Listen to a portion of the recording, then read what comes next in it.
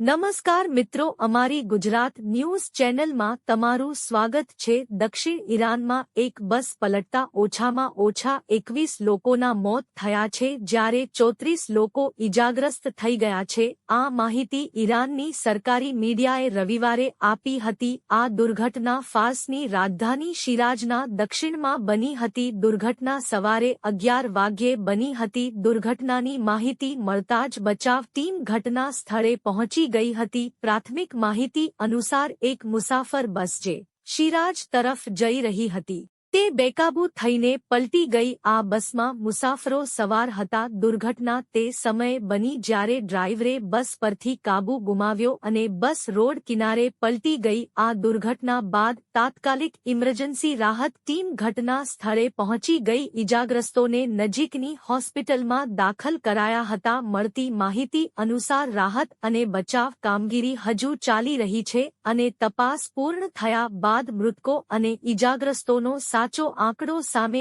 આવશે। દુર્ઘટનાનું સાચું કારણ હજુ સુધી સ્પષ્ટ નથી થયું, પરંતુ અધિકારીઓનું કહેવું છે કે તેની તપાસ ચાલી રહી છે। જો કે માનવામાં આવી રહ્યું છે કે દુર્ઘટના ડ્રાઈવરની બેદરકારી અથવા વાહનની ખામીના કારણે બની હોઈ શકે છે।